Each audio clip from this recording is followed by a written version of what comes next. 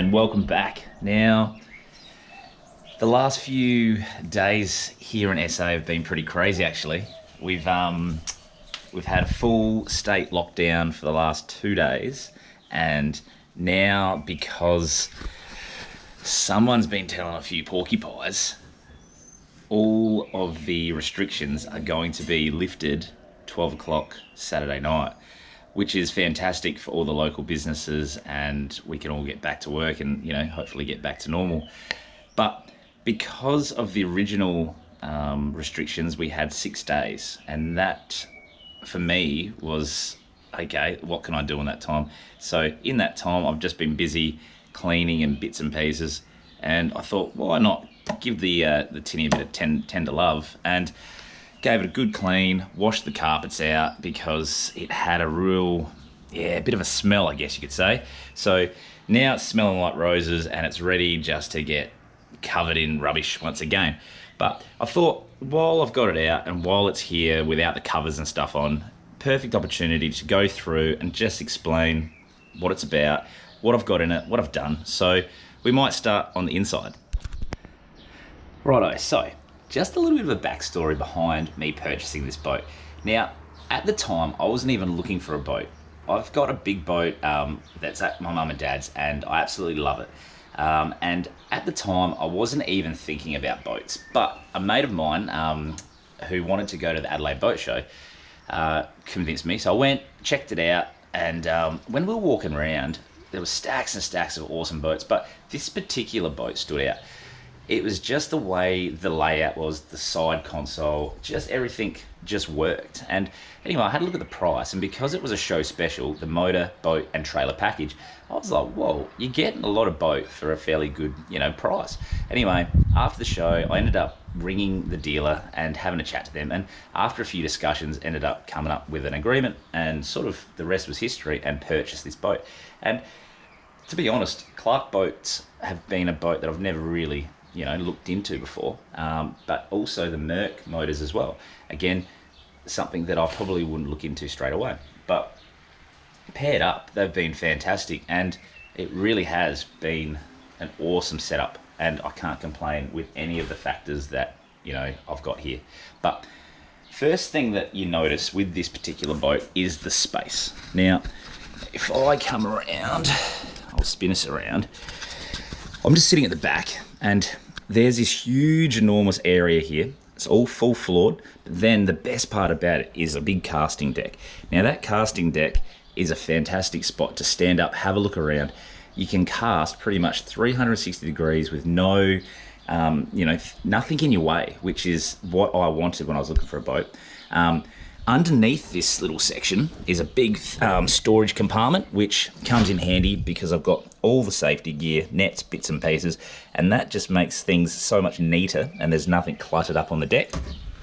Now, up the front, you'll probably notice this little red device. Now, that is a Fusion portable speaker.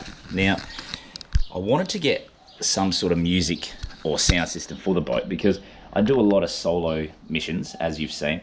And when you're out by yourself, there's nothing more annoying than just hearing nothing, I guess. So I like just having a bit of background sound, even if it's just the radio or just a cool mix on the phone. But this is really, really cool because you can remove this whenever you need to. So all you need to do, there's a little lock switch here at the bottom.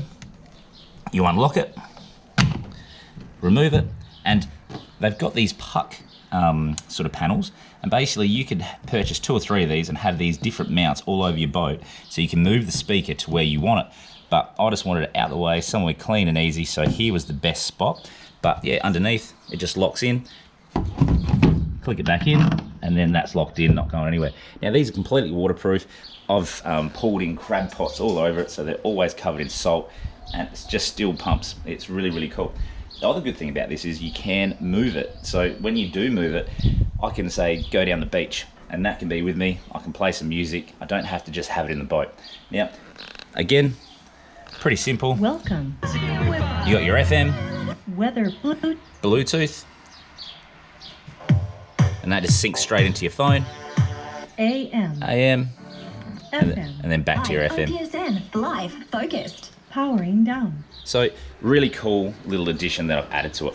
But Again, looking around, what this boat didn't have was rod holders, storage, little containers, bits and pieces, and also the deck cover, I guess you'd call it, or deck flooring. Now, that's probably one of the bigger things that I really wanted to do, because when I got this boat, it was very, very reflective. The alley just reflected the sun really, really bad. And as a result, it was really, really hard sometimes to sort of, you know, be concentrating when you got glare in your eyes. So putting this down eliminated that straight away. But also, it got very slippery when it was wet, so it was a little bit dangerous at times. So I basically got a couple of 1 by 1 meter sheets from the local store, and I cut these ones out to fit out front and also front and the back. Then all the leftover pieces I just basically put on the sides just to break up the alley so then it wouldn't shine, but also just it gives you a bit of grip and it doesn't look too bad either. Now, while we're still at the front, we'll have a little look at some of the rod holders. So basically, I put this guy here. I was going to mount one in the front, but I just thought I didn't want to have any rods in my way while I was driving. So I basically thought, whack it on the side here, nice and easy, rods are clean out the way. But then also, I usually have an esky that sits here, that sits in this section, rods sit behind it, there's no extra bits and pieces, and it's just nice and clean. Now, I've got 2 bigger rod holders. I've got one up each end. Now, this is mainly for our downrigger that I've got. That slots straight into this because it's got a actual rod holder connection, I guess. And pretty much I set that out, and then in that first rod holder, I usually set my rod and then pretty much have it all set. And then all I need to do is sit in at the side console, excuse me, and I can see the fish finder. I can see what's going on with all of my gear hanging outside there, and hopefully it all works out and we can get a fish. Now, also down the side here, I've just got the hook pole. So again, I just want it nice, easy. I can grab it fast if I need to quickly grab something out of the water, or if there's a crab buoy that I can't reach. That helps really, really well. We spin across, and I've got this little guy set up. Originally, I didn't have it, and it was really hard because these knives are always in my tackle box, and it was just a bit of a pain. Now, super easy. I can get to whatever I need. My pliers are here, easy, very quick to get to. It's got all the holes, so I can put lures on if I want to, just to keep them out the way. It does have a little storage pocket, not huge, but just big enough for a few bits and pieces. It would be cool if this was maybe extended to this beam, but it would probably then get in the way of my rod holder. So really, it fits quite nicely here. Now, as you can see, it is a side console. Now, this particular length boat can come in 3 different styles. It can come in the side console, which I've got. It can come in a center console, but it also can do just a tiller as well. So seeing it with this setup, I really, really liked the way it was set up because it gives you a lot of space. You've got heaps of space in front of you, but you can also tuck in behind here, and you've got your steering wheel, you've got your throttle control, but pretty much if it does start to blow up a bit, you can sneak back behind this screen, get out of the wind, there might be a bit of spray, and usually it does keep off a bit of that water. You're not gonna get completely dry, but overall it's pretty good. It's also really good because you can mount some stuff. So I've got my Garmin mounted. I have to remove that each time, but you know, I'm gonna probably put some cup holders here eventually, just so then you can put bits and pieces, but it's just a good little spot to sort of put things and get out of the way. Now, with the Garmin, I am running a Garmin Striker Plus, a 9-inch screen, and what I think I might do is maybe take it out in the water and I'll just show you all the cool little facts that this Garmin can do, because for bang for buck, it really is a very cool setup. What else do we have? We've got these little guys. All right, these are fantastic. You just have to unscrew them. You can move them anywhere on these bars. You can tilt them up and down, so you can just work out exactly how you want to have your rods. But I've got 4 of those, which work pretty well. If we spin around to the back, it's got this your standard 25 litre tank, but I've opted to get 2 because, again, I like to do some long trips, and ultimately I don't want to end up running out of fuel. I prefer to have more fuel than less. But also this tank, we can remove this easily, and I've built a sneaky little live bait tank, which I might go through in another episode, but that slots in perfectly right here. And then I've got a second battery that tucks in nicely just here, which it all connects to, and it's really, really easy. I can remove it when I don't need it. I can put it in when I need it. So again, less clutter, no muck around with all that sort of stuff. If we go to the corner here, because it's got full built-in floors, you can't get an actual bucket underneath if you do get a bit of water in here. So what I decided to do is put in a manual bilge pump. Again, really easy to do, and the hose goes straight down under the floor, comes out, and pretty much if you're full of water, you just manually pump it out, and that'll suck any extra water out, which is really, really handy. I have had, a bit of water in here at times, just depends on what you're doing, but really good to have just in case you do get a little swamp with a bit of water. But as you can see, very open. I think the big thing that really makes this appealing to me is the space.